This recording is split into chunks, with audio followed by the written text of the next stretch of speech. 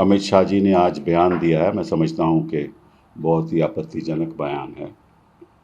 उन्होंने supreme court की मंशा के ऊपर निशाना साधा है।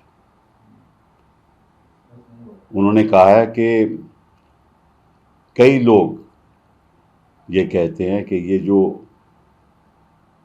केजरीवाल जी को अंतरिम बेल मिली है, ये एक स्पेशल ट्रीटमेंट है जुडिशरी का, मैं खास उनके लिए किया गया है। इसका ये मतलब हुआ, मतलब कि सुप्रीम कोर्ट के जजेस की मंशा के ऊपर आपने निशाना साधा है। वो ये बयान कभी ऐसा नहीं देते अगर वो जो लोग कह रहे हैं उनकी बात को मानते नहीं, क्योंकि उन्होंने बड़ी चतुरता से कहा कि लोग कहते हैं। तो अगर लोग कहते हैं और आप नहीं मानते तो आपको ऐसा बयान नहीं देना चाहिए, और अगर लोग कहते हैं और आप मानते हो तभी आपने ऐसा बयान दिया है। तो लोग कहने के पर्दे के ऊपर पीछे मत आप छुपिए। ये ऐसा आपत्तिजनक बयान है जो मैं समझता हूं कि गृह मंत्री को, इस देश के गृह मंत्री को नहीं देना चाहिए। उस गृह मंत्री को जिसको शायद कानून की धाराएं का ज़्यादा मालूम नहीं है। तो मैं थोड़ा समझा देता हूं आपके द्वारा। पहली बात तो यह है कि अगर कोई कन्विक्ट हो जाए, किसी को सज़ा मिल जाए 3 साल से ज़्यादा, 2 साल से ज़्यादा, तो कोर्ट से उसको सज़ा का स्टे मिल जाए तो अपना वो नामांकन पत्र भी डाल सकता है, नॉमिनेशन पेपर भी कर सकता है और इलेक्ट भी हो सकता है। मतलब convicted person also can get elected.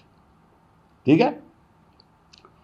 और अगर किसी के खिलाफ चार्जशीट हो जाए तो वो प्रचार भी कर सकता है। चार्जशीट हो जाए, अभी चार्ज फ्रेम ना हो, लेकिन प्रचार भी कर सकता है और नॉमिनेशन पेपर भी फाइल कर सकता है। जैसे ब्रिजभूषण जी चार्जशीटेड है ना, तो अपने बेटे का प्रचार कैसे कर रहे हैं, किस धारा पे कर रहे हैं, कौन से कानून पे कर रहे हैं? यही कानून। तो एक जिसको सजा हो वो नॉमिनेशन पेपर फाइल करके इलेक्ट भी हो सकता है, एक जो चार्जशीटेड हो वो प्रचार करके, नॉमिनेशन करके, पेपर फाइल करके इलेक्ट हो सकता है, और जिसके खिलाफ केवल आरोप हो वो प्रचार नहीं कर सकता।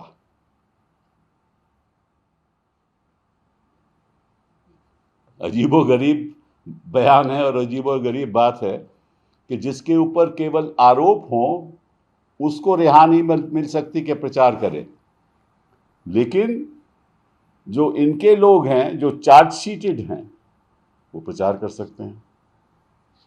और जिनके खिलाफ ये बयान देते थे, प्रधानमंत्री जी देते थे, वो मिनिस्टर बन सकते हैं, वो इलेक्ट भी हो सकते हैं।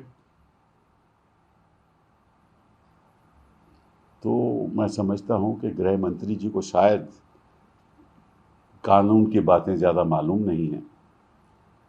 अच्छा होता कि कुछ कानून की बातें समझ के